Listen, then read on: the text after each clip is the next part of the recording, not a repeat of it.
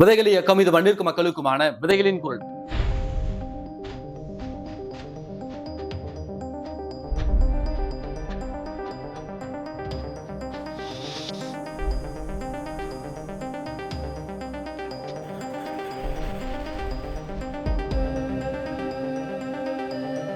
அதிமுக பாஜக கூட்டணியில் இணைகிறாரா விஜய்? தாவேக அதிமுக கூட்டணி அமைய போகிறதா? அதை பற்றி தான் இந்த காணொலியில நாம இன்னைக்கு விரிவாக பார்க்க போகிறோம். எதற்காகனா அதை பற்றிய பேச்சுகள் தான் இன்றைக்கு சமூக வலைதளங்களாக இருக்கட்டும், தமிழ்நாடு அரசியல் களமாக இருக்கட்டும், அங்க விவாதிக்கப்பட்டு வருகிறது. சரி, என்ன நடந்து வருகிறது, என்ன முடிவு எடுக்க போறாங்க, எதற்காக இத்தகைய செய்தி இப்ப பரவலாக விவாதிக்கப்பட்டிருக்கிறது என்பதை பற்றி விரிவாக இந்த காணொலியில நாம பார்க்கலாம். இது வரைக்கும் நம்முடைய யூடியூப் சேனலை நீங்க சப்ஸ்கிரைப் பண்ணாம இருந்திருந்தா மறக்காம சப்ஸ்கிரைப் பண்ணுங்க. அப்படியே பக்கத்துல அந்த பெல் சிம்பலையும் கிளிக் பண்ணிட்டீங்கன்னா நாம போடக்கூடிய வீடியோக்கள் உடனடியாக உங்களை வந்து சேரும். தினத்தந்தி செய்தி நாளிதழ் இன்னைக்கு காலையில என்ன ஒரு செய்தியை வெளியிட்டு இருந்ததுனாக்க, தாவேக அதிமுக கூட்டணியில் போய் சேரப்போகிறது, அதற்கான பேச்சுவார்த்தை இன்னும் 2 தினங்கள்ல டெல்லியில் நடைபெற போகிறது அப்படின்னு சொல்லிட்டு ஒரு செய்தி வெளியிட்டு இருந்தாங்க. அந்த செய்தியினுடைய பின்புலம் என்ன அப்படின்னாக்க, இது வந்து வெறும் யூகம் தான். ஏன் அப்படின்னாக்க, விஜய் அவர்கள் நாளை சிபிஐ விசாரணைக்கு ஆஜராகணும். கரூர் வழக்கு நடைபெற்றது இல்லைங்களா, அந்த கரூர் வழக்கினுடைய சிபிஐ விசாரணைக்கு நாளை ஆஜராகணும். அப்போ இங்க தமிழ்நாட்டில் இருக்கக்கூடிய இந்த பத்திரிகை செய்தி நிறுவனங்கள் என்ன நினைக்கிறாங்கனாக்க, சிபிஐ விசாரணைக்கு போறவரு அப்படியே அங்க உட்காந்து கூட்டணியும் பேசிட்டு வந்துருவாரு, வாய்ப்பு இருக்குல்ல, நடக்கலாம் நடக்காமலும் போகலாம்.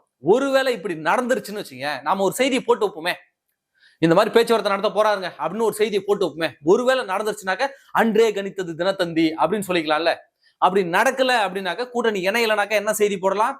கூட்டணியில் உடன்பாடு எட்டவில்லை அப்படின்னு போடலாம்.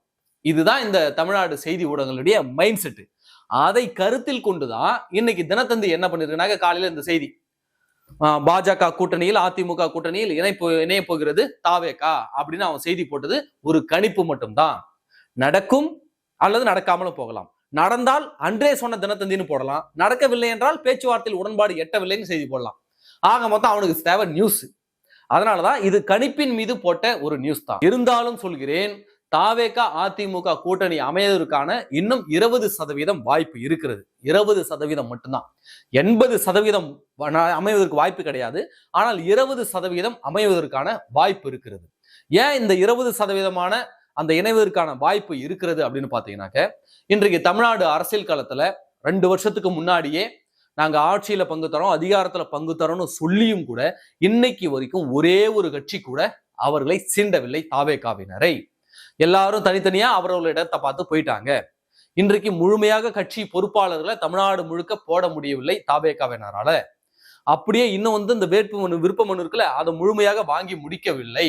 ஏன்னா முக்கால்வாசி பேர் வாங்கினவங்க கொடுக்கவே இல்லை. வந்ததை வச்சு சரி நேர்காணல் நடத்தலாம் அப்படின்னு பார்த்தா, நாளைக்கு தான் நேர்காணல் தொடங்கலாம்னு இருந்தாங்க. அதுக்குள்ள சிபிஐ விசாரணைக்கு ஆஜராகுன்னு சொல்லிட்டு அவங்க சம்மனும் அனுப்பிட்டாங்க. அப்ப இதற்கப்புறம் நேர்காணல் எடுத்து நீ இந்தந்த இடத்துக்கு நீதான் வேட்பாளர் அப்படின்னு அறிவிச்சு, இது வரைக்கும் தமிழ்நாடு முழுக்க அத்தனை தொகுதியிலும் ஒரு தொகுதியில கூட விஜயால போக முடியல, பிரச்சாரம் பண்ண முடியல. எண்ணி பார்த்தா ஒரு 10 இடங்களுக்கு மேல அவர் இன்னும் பேசியே முடிக்கல. ஆனா 234 தொகுதி தமிழ்நாடு முழுக்க இருக்கிறது. அப்ப இந்த குறுகிய காலகட்டத்துல எப்ப வேட்பாளர்களுக்கு நேர்காணல் நடத்தி அவரை வேட்பாளரை அறிவிச்சு சின்னத்தை கொண்டு போய் சேர்த்து, சின்னத்தை கூட இப்ப கொண்டு போய் சேர்த்துட்டாங்க. பிரச்சாரம்ன்றது ரொம்ப முக்கியம் இல்ல. ஏன்னாக்க நடிகர் விஜய் அவர்களை தமிழ்நாடு முழுக்க எல்லாருக்கும் தெரியும். அந்த விஜய்க்கு ஓட்டு போடலாம்னா ஆமா விஜய்க்கு ஓட்டு போடுவாங்க. ஆனா அவர் நிறுத்துற வேட்பாளர்களுக்கு ஓட்டு போடுவாங்கன்னா மக்கள் அப்ப யோசிப்பாங்க. ஏன்னா லோக்கல் கேண்டிடேட்டை அதிமுக திமுக அந்த தொகுதிக்கு பழக்கமான ஒரு முகத்தை தான் நிறுத்துவாங்க. அப்போ பழக்கமான முகத்துக்கு ஒருத்தவனுக்கு ஓட்டு போடணுமா அல்லது புதிய முகத்துக்கு ஓட்டு போடணுமானா அந்த இடத்துல மாத்தி ஓட்டை குத்திடுவாங்க.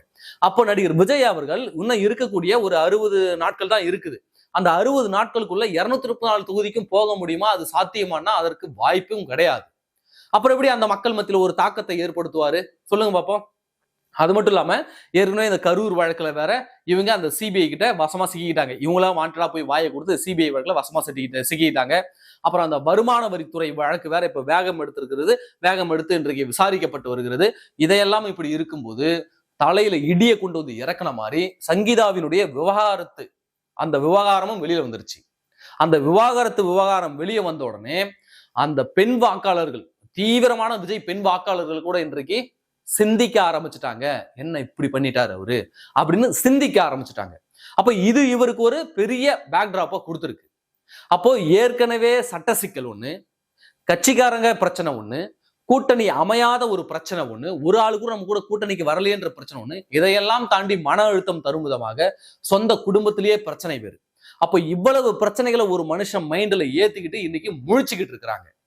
அப்போ ஒருவேளை இந்த சமயத்துல நம்ம தனித்து போட்டியிட்டோம் அப்படின்னாக்க அதனால் ஏற்படக்கூடிய பாதிப்பு என்பது மிகப்பெரியது. ஏன்னா பொருளாதாரம் என்பது ரொம்ப முக்கியம். இந்த 234 தொகுதிக்கு தமிழ்நாடு தேர்தலை பொறுத்த வரைக்கும் பொருளாதாரம் என்பது ரொம்ப முக்கியம். அதுவும் தமிழர்கள் குறிப்பா ஒருத்தவங்க கை நீட்டி காசு வாங்கிட்டானா அது உறுத்திக்கிட்டே இருக்கும். விஜய் தான் நினைச்சிட்டே போவான். ஐயோ அவன் காசு கொடுத்தான்னு சொல்லிட்டு அந்த பொத்தான அப்படியே மாத்தி எடுத்துட்டு போயிடுவான். இது ஒரு நிலைமை இருக்கிறது.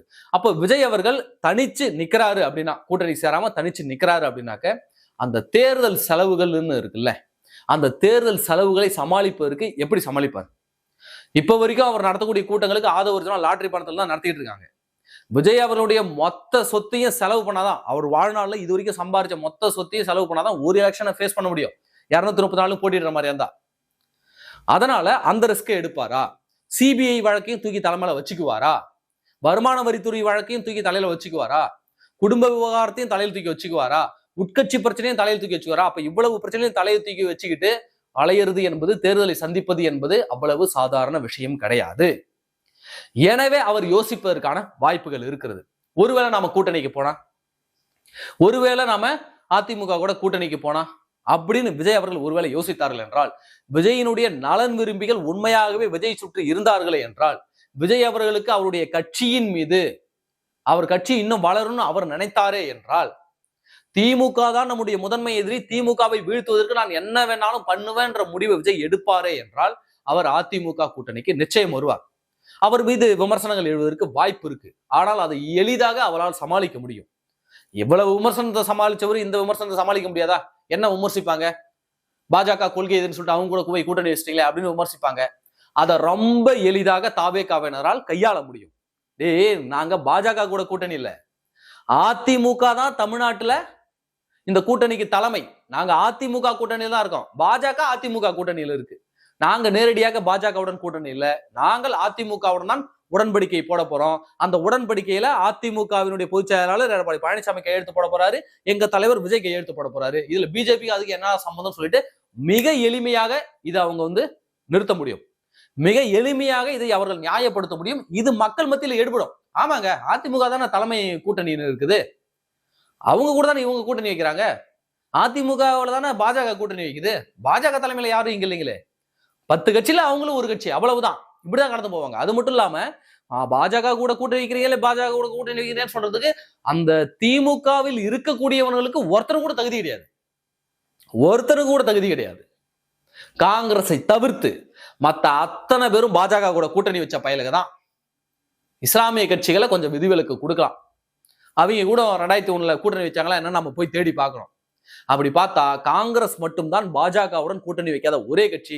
திமுக கூட்டணி வச்சிருச்சு, விடுதலை சிறுத்தைகள் பாஜக கூட்டணி வச்சு எத்தனை பேரும் கட்சி வச்சிட்டான். அதனால மக்கள் இதையெல்லாம் ஏற்றுக்கொள்ள மாட்டார்கள். எனவே விஜய் அவர்கள் இதை யோசிப்பதற்கான வாய்ப்பு இருக்கு. இப்ப நம்ம முன்னாடி என்ன ஆப்ஷன் இருக்கு? இன்னும் 60 நாள் தான் இருக்கு. தமிழ்நாடு முழுக்க சுற்றுப்பயணம் மேற்கொள்ள முடியுமா? நம்முடைய வேட்பாளர்களுக்கு ஆதரவாக பேச முடியுமா? அவர்களுக்கு செலவு பண்ணுவதற்கு காசு நம்மளால இறைக்க முடியுமா அப்படின்னு யோசிப்பதற்கான வாய்ப்பு இருக்கு. அது மட்டும் இல்லாம வழக்குகள் வேற நெருக்கிட்டு வருது. அப்ப இவ்வளவு சிக்கல்கள்ல இந்த தேர்தலை நாம தோத்து போயிட்டோம், ஒருவேளை திமுக வென்று விட்டதென்றால் விஜயம் இருக்க மாட்டாரு, தாவேகாவும் இருக்காது. மீண்டும் திமுக வந்துருச்சுனாக்க ரெட் ஜெயண்ட் அதனுடைய கண்ட்ரோல்ல தான் ஒட்டுமொத்த தமிழ் சினிமாவும் இருக்கு. நடிக்க விட்டுருவாங்களா? நடிச்சாலும் படத்தை நிம்மதியா ரிலீஸ் பண்ண விட்டுருவாங்களா? படத்தை ரிலீஸ் பண்ண விடுவாங்க, தியேட்டர் கிடைக்காம பண்ணிடுவாங்க. 600 ஸ்கிரீன் இருக்குனாக்க 400 ஸ்கிரீன்ல ரெட் ஜெயண்ட் மூவி ஓடும், 200 ஸ்கிரீன்ல விஜய் ஓடும். இவ்வளவு குடைச்சல்கள் கொடுப்பாங்க. அரசியல் ரீதியாக அப்படி கட்சியை சில்லா உடைச்சிருவாங்க திமுக. அவங்கள்ட்ட இருக்கிற பணத்துக்கு என்ன வேலை? அப்போ விஜயனுடைய எதிர்காலம்னு ஒண்ணு இருக்குது, புரியுதுங்களா? எதிர்காலம்னு ஒண்ணு இருக்கு. அப்போ உண்மையாகவே விஜயை சுற்றி ஒரு நல்ல அரசியல் தெரிந்த நபர்கள் இருக்கிறார்கள் என்றால், தாவேகாவுடைய எதிர்காலத்தை, விஜயனுடைய எதிர்காலத்தை சொல்லக்கூடிய ஒரு நபர்கள் இருக்கிறார்கள் என்றால், அவர்கள் நிச்சயம் என்ன ஆலோசனை கூறுவாங்கன்னா, இந்த தனிச்சு நிக்கிறேன் அப்படின்னு சொல்லிட்டு இங்க வீணா செத்து போவாதீங்க. கூட்டணியில் போனோமா, 40 இடம் 50 இடம் எதுமோ வாங்கணுமா, 30 எம்எல்ஏவோட முதல் தேர்தலில் போய் நின்று பாருங்க. அது மாசு வேற. அதை வச்சுக்கிட்டு அடுத்த கட்டமைப்புல நீங்க 2 கட்சி அப்பதான் நீங்க போட்டியை கார்னர் பண்ண முடியும். இப்ப விஜயகாந்த் பண்ணாரு பாருங்க. விஜயகாந்த் என்ன பண்ணாருனாக்க 2011 அதிமுகவோட கூட்டணி வச்சாரு. வந்து திமுக எதிர்கட்சியாக கூட இல்லாமல் தூக்கி வெளியில போட்டாங்க சட்டமன்றத்திலிருந்து. அப்ப எதிர்கட்சியாக யார் உட்கார்ந்தா? விஜயகாந்த் அவர்கள் உட்கார்ந்தாங்க அதிமுகவுக்கு எதிராக. ஒருவேளை கேப்டன் விஜயகாந்த் அவர்களுக்கு உடல்நிலை சரியாக இருந்திருந்தால், உடல்நிலை அவருக்கு நல்ல ஒத்துழைப்பு தந்திருந்தா, அடுத்த எலெக்ஷன்ல தேமுதிகவா அதிமுகவான்னு வந்திருக்கும். கடவுள் அவருக்கு கொடுத்த இது அதுதான். அவரு ஏதோ அவரோட உடல்நிலை சரியில்லாமல் போய் அவரை ட்ரோல் மெட்டீரியலா மாத்தி தேமுதிக கட்சியெல்லாம் மாவட்ட செயலெல்லாம் சில்லு சில்லா உடைச்சி அவங்க பிரிச்சு எடுத்து கடைசியில தேமுதிக எங்கன்னே தெரியாம போயிடுச்சு. அப்போ அந்த வாய்ப்பு விஜய்க்கு இப்போ கிடைச்சிருக்குன்னு நான் நினைக்கிறேன். என்னுடைய பர்சனல் கணிப்பு இது. ஒருவேளை இவர் அதிமுகவுடன் கூட்டணி வைப்பதா, அந்த 20% சொல்றேன், 20% வாய்ப்பு இருக்குன்னு சொன்னல, ஒருவேளை அதிமுகவுடன் கூட்டணி வைப்பதா என்றால் திமுகவை துடைத்தெறிந்து விட்டு எதிர்கட்சி வரிசையில தாவேகா உட்காரலாம். அதற்கு அடுத்த தேர்தல அதிமுகவா தாவேகா வாங்க மோதி பார்க்கணும் அப்படி கிளம்பினாங்கனாக்க திமுகவால் மீண்டும் இங்க தலையெடுக்கவே முடியாது. அப்போ திமுக தான் உங்களுடைய அரசியல் எதிரினா அதை ஒழிப்பதற்கு என்ன முடிவுனாலும் இவர் எடுக்கலாம். அப்போ அந்த 20% வாய்ப்பு இருக்கு. இதையெல்லாம் விஜய் அவர்கள் யோசித்தாரு என்றால் 20% அதிமுகவுடன் கூட்டணி வைக்க இவருக்கு வாய்ப்பு இருக்கிறது. சரி, 80% ஏன் இவருக்கு வாய்ப்பு இல்லை அப்படின்னு நான் சொல்றேன்னாக்க அதனுடைய பார்வை என்ன அப்படின்னா, முதல்ல விஜய் அவர்கள் யாருடைய ஓட்டை எதிர்த்து வரார், யாருடைய ஓட்டை வாங்க போறார். விஜய் ஒரு சிறுபான்மையினர், இயல்பாகவே கிறிஸ்துவர்களுடைய வாக்குகள் அவருக்கு தான் போகணும்னு சொல்லிட்டு இப்பவே நிறைய சர்ச்செல்லாம் பேச ஆரம்பிச்சிட்டாங்க. அந்த பெந்தகோஸ்தே, ஆற்காடு லூத்ரான் திருச்சபை, சிஎஸ்ஐ, இவங்க சர்ச்செல்லாம் நம்ம வந்து பயங்கரமா பேச ஆரம்பிச்சிட்டாங்க. விஜய் நம்ம ஆளுங்க, ஓட்டு போடுங்க அப்படின்னு சொல்லிட்டு பேச ஆரம்பிச்சிட்டாங்க. அவர் குறிவைப்பது முழுக்க முழுக்க சிறுபான்மையினுடைய வாக்குகள். அப்போ கிறிஸ்துவ இஸ்லாமியருடைய வாக்குகளை குறி வச்சுதான் அவர் வராரு. இதுல இஸ்லாமியர்கள் தெளிவா இருக்காங்க, விஜய்க்கு போட மாட்டாங்க. இஸ்லாமியர்கள் தெளிவா இருக்காங்க, திமுகவுக்கு தான் போடுவாங்க. ஆனால் கிறிஸ்துவர்கள் தயாராக இருக்கிறாங்க விஜய்க்கு வாக்களிக்க. சமூக ரீதியாகவும் நிறைய பேருடைய வாக்குகளை அங்கங்கேயும் பிரிக்கிறாரு. வயது வாரியாக ஒரு 35 வயதிற்கு உள்ள இருக்கிறவர்கள கிட்டத்தட்ட 50% பேரை இவர் பிரிக்கிறார். இதுல மாற்று கருத்து கிடையாது. ஒரு 50%க்குள்ள இந்த 35 வயசுக்குள்ள இருக்கிற வாக்காளர்களை ஒரு 50% பேரை இவர் பிரிக்கிறார்.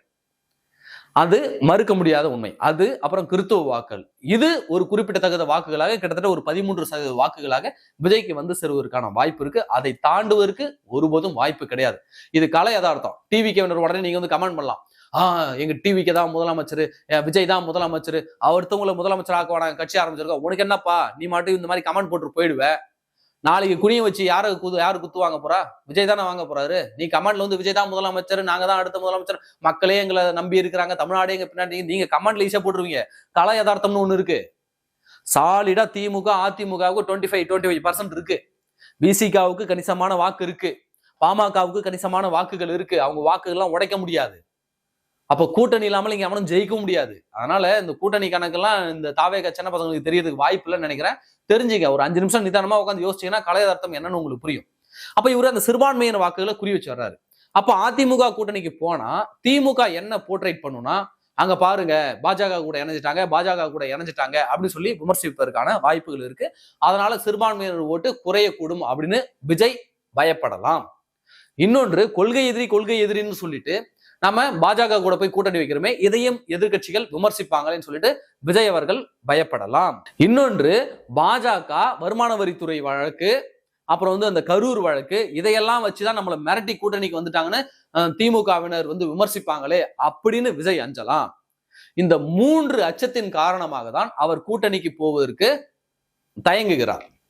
அது மட்டும் இல்லாம இவங்க இப்போ பாஜகவுடனோ அதிமுகவுடனோ கூட்டணி போவதற்கு ரெடியா இருக்கிறாங்களேன்னா, தாவேகாவுல கிட்டத்தட்ட ஒரு 35% பேரு நாம கூட்டணிக்கு போயிடலாங்கன்னு சொல்லிட்டு அந்த நிர்வாகிகள் சொல்றாங்க. இப்போ மாமல்லபுரத்துல வந்து அந்த பெண்களுக்கான மாநாடு நடந்துச்சு இல்லைங்களா, மகளிர் தின மாநாடு, அது முடிஞ்ச உடனே கட்சியினுடைய தலைவர்களை 2ஆம் கட்ட தலைவர்களை கூப்பிட்டு பேசும்போது விஜய் கிட்ட நிறைய பேர் சொன்னது என்னன்னா, ஆனா நம்ம கூட்டணிக்கு போயிடலானே அப்படின்ற ரீதியில விஜய் அவர்கள்ட்ட சொல்லியிருக்காங்க. அது மட்டும் இல்லாம ஆதவ் அர்ஜுனா இப்ப மீண்டும் அதிமுக பாஜக தரப்பை தொடர்பு கொள்ள முயன்று கொண்டிருக்கிறார். பேசுறாரு, முதற்கட்டம் தான் எடுத்திருக்காங்க, பேசி பார்ப்போம்னு சொல்லிட்டு முதற்கட்டத்தை தான் எடுத்திருக்கிறாங்க. இதுல வந்து இந்த போன தடவை கேட்ட மாதிரி எங்களுக்கு 80 சீட்டு 2.5 வருஷம் சிஎம் தாங்கன்னாங்கல்ல, அந்த பேச்சை குறைச்சிட்டாங்க. இப்ப ஆதவ அர்ஜுனா கிட்ட பேசுறதா இருந்தா என்ன பேசலாம்னாக்க, துணை முதல்வர் 50 சீட்டு அப்படின்னு சொல்லிட்டு பேசுறதுக்கு அவருக்கு இன்ஸ்ட்ரக்ஷன் கொடுக்கப்பட்டிருக்கிறது. முதற்கட்ட பேச்சுவார்த்தையை ஆதவ் அர்ஜுனா அவர்கள் தொடங்கி இருக்கிறார். அண்ணன் நயினார் நாகேந்திரன் அவர்கள் இந்த செய்திகள் வெளிவந்த உடனே அவர் என்ன பத்திரிகை அறிவிப்பு வெளியிடுறாருனாக்க, நாங்கள் தாவேகாவுடன் கூட்டணி பேச்சு நடத்தவில்லை, கூட்டணி பேச்சுவார்த்தை நடத்தவில்லை அப்படின்னு அவர் தெளிவாக அறிக்கை விட்டிருக்காரு. அரசியல்ல நடத்தலைன்னா நடக்குதுன்னு அர்த்தம், நடந்துகிட்டு இருக்குனாக்க முயன்று கொண்டு இருக்கிறோம் அப்படின்னு அர்த்தம். சரிங்களா? இப்போ ஏன்னா பாஜக தான் முன்ன விஜய் நம்ம கூட சேரணும் பாஜக ஆரம்பத்துல சொல்லிட்டு வந்தாங்க. ஆனா இப்ப பாஜகவினுடைய 2ஆம் கட்ட தலைவர்கள்லாம் விஜயை போட்டு அட்டாக் பண்ண ஆரம்பிக்கிறாங்க. வினோத் பி செல்வமாக இருக்கட்டும், தமிழிசை அக்காவாக இருக்கட்டும், நயினார் நாகேந்திரனாக இருக்கட்டும், இப்ப விஜயை அட்டாக் பண்ண ஆரம்பிக்கிறாங்க. இதன் பின்னாடி இன்னொரு அரசியலும் இருக்கு. என்ன தெரியுமா? இப்போது வந்த சமீபத்திய கருத்து கணிப்பின்படி, எல்லா கருத்து கணிப்பின்படியும் நம்ம டாலி பண்ணி பார்க்கும்பொழுது அதிமுக பாஜக கூட்டணி பெரும்பான்மை பெறாது, ஆனால் 118 இடங்களை நிச்சயமாக வெற்றி பெற்று ஆட்சி அமைக்கும். அதுல எந்த சந்தேகமும் கிடையாது. அதிமுக ஆட்சி அமையதான் போகிறது, ஆனால் பெரும்பான்மையோடு இருக்காது. இப்போது வந்த கருத்து கணிப்புப்படி இன்னும் கருத்து மாறலாம். தேர்தல் அறிவிப்பு வரணும், கேண்டிடேட் எல்லாம் வெளியிடணும். அப்படி கேண்டிடேட் எல்லாம் வந்தது பிறகுதான் முழுமையான ரிசல்ட் நமக்கு தெரிய வரும்.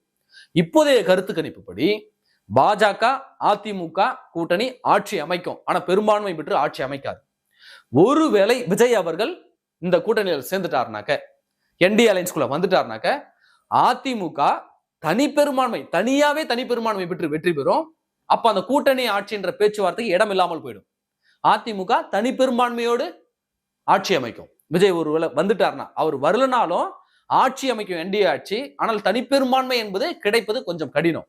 ஆனா விஜய் வந்துட்டாருனாக்க தனிப்பெரும்பான்மையோடு அதிமுக மட்டும் தனித்து ஆட்சி அமைக்கும். அது இப்போதைய கலை நிலவரம். அப்போ பாஜக அதை விரும்புதா என்னன்னு நமக்கு தெரியல. ஏன்னா பாஜக ஒருவேளை அதிமுக தனி பெரும்பான்மையோடு இங்க ஆட்சி அமைச்சிருச்சுனாக்க கூட்டணி ஆட்சி அதை பற்றி எல்லாம் பேச முடியாது இல்லைங்களா? அப்படி ஒரு சிக்கலும் இருக்கு. இதெல்லாம் பார்வைகள், தனித்தனி பார்வைகள். இதுக்கெல்லாம் வாய்ப்பு இருக்கு, இதுக்கெல்லாம் வாய்ப்பு இருக்குன்னு நான் சொல்றேன். ஆனா தனிப்பட்ட முறையில் என்ன கேட்டீங்கன்னாக்க, அதிமுக 118 இடங்களை பெறுவதற்கான பெரிய வாய்ப்புகள் இருக்கு. கண்டிப்பாக அதிமுக ஆட்சி அமைவதற்கான வாய்ப்பு இருக்குன்னு தான் நான் சொல்லுவேன். ஏன்னா அதற்கு காரணம் மக்களினுடைய மனநிலை, வேற வழியே இல்லை. இப்ப விஜய் என்ற ஒரு ஃபேக்டர் மட்டும் இல்லைன்னு வச்சுங்களேன், அதிமுக ஆட்சி 100% அடிச்சு சொல்லுவேன். ஆனா விஜய் என்ற ஒரு ஃபேக்டர் இருக்கிறதால என்ன ஆகுதுனாக்க இது கொஞ்சம் அடி வாங்குது. ஆனால் அதிமுக ஆட்சி தான் அமையும், அதிமுக ஆட்சி தான் அமையும். தனி பெரும்பான்மை அப்படின்றது கொஞ்சம் கஷ்டம்தான். அது மட்டும் இல்லாம அதிமுக தலைவர் எடப்பாடி பழனிசாமி அவர்கள் என்ன முடிவு எடுத்திருக்காருன்னா, 170 இடங்கள், 160 to 170 இடங்கள் பெரும்பான்மையாக போட்டியிடுவதற்கு எடப்பாடி பழனிசாமி அவர்கள் முடிவெடுத்திருக்கிறார். அதிமுக 160 இடத்துல இருந்து 170 இடங்கள் வரைக்கும் தனியாக போட்டியிடும். மற்ற இடங்கள் தான் கூட்டணி கட்சின்றது அவர் தெளிவாக ஆரம்பத்தில் முடிவெடுத்து விட்டார். அதனால 118 இடங்கள் அதிமுக வருவதற்கு மிகப்பெரிய வாய்ப்புகள் இருக்கு. வெற்றி பெறுவதற்கு அந்த தொங்கு சட்டசபை அது மாதிரி அமைவதற்கான வாய்ப்புகள் இருப்பதற்கான வாய்ப்புகள் இப்போதைக்கு தெரியுது. ஆனா 118 இடங்கள் அதிமுக வெல்லும். தனி பெரும்பான்மை அந்த 130 140 அந்த மாதிரி பெரும்பான்மை கிடைக்கிறது தான் கொஞ்சம் கஷ்டமா இருக்கும். ஆனா 118 இடங்கள் அதிமுகவுக்கு சாலிடா விழுவதற்கான வாய்ப்புகள் இருக்கு. விஜய் ஒருவேளை வந்தார்னாக்க திமுக 0. விஜய் ஒருவேளை இந்த அலைன்ஸ்ல வந்தார்னாக்க திமுக 0. அதை எந்த கொம்பனாலும் தடுக்க முடியாது. திமுக கூட கூட்டணி சேர்ந்த பாவத்துக்கு அத்தனை பேருக்குமே அடி விழும். அது வாய்ப்பு இருக்கு. இப்போ விஜய் அவர்கள் முன்னாடி இருக்கக்கூடிய வாய்ப்பு 2 வாய்ப்பு தான். ஒண்ணு, அதிமுக தலைமையிலான கூட்டணியில இணையணும், அல்லது தனிச்சு போட்டியிடணும். தனிச்சு போட்டியிட்டால் இது எல்லாம் பாதகங்கள், கூட்டணியில் இணைந்தால் இதெல்லாம் சாதகங்கள்னு நான் உங்க முன்னாடி எடுத்து வச்சுட்டேன். இப்பொழுதைக்கு தமிழ்நாடு அரசியல் களம் இப்படிதான் இருக்குது. இன்னும் பரபரப்பாக இன்னும் 2 நாட்கள்ல தெரியும். விஜய்க்கு நாளை ஆஜராக சிபிஐ சம்மன் அனுப்பி இருக்கிறது. ஆனால் விஜய் அவர்கள் நாளைக்கு வேணாங்க, எங்களுக்கு இங்க கட்சி பணிகள்லாம் இருக்கு, அதனால கொஞ்சம் தள்ளி வைங்கன்னு விஜய் தரப்புல இருந்து கடிதம் எழுதப்பட்டிருக்கிறது. அடுத்த அறிவிப்புகள் வெளியாகும் 12ஆம் தேதியோ அல்லது அதற்கு மேலோ விஜய் அவர்கள் டெல்லியில் ஆஜராவதற்கான வாய்ப்புகள் இருக்கு. இன்னும் சரியாக ஒரு வாரத்தில் விஜயனுடைய நிலை என்ன அப்படி என்பதும் நமக்கு தெரிய வந்துவிடும். பொறுத்திருந்து பார்ப்போம். தமிழ்நாடு அரசியல்ல என்ன வேணாலும் நடக்கலாம். நன்றி.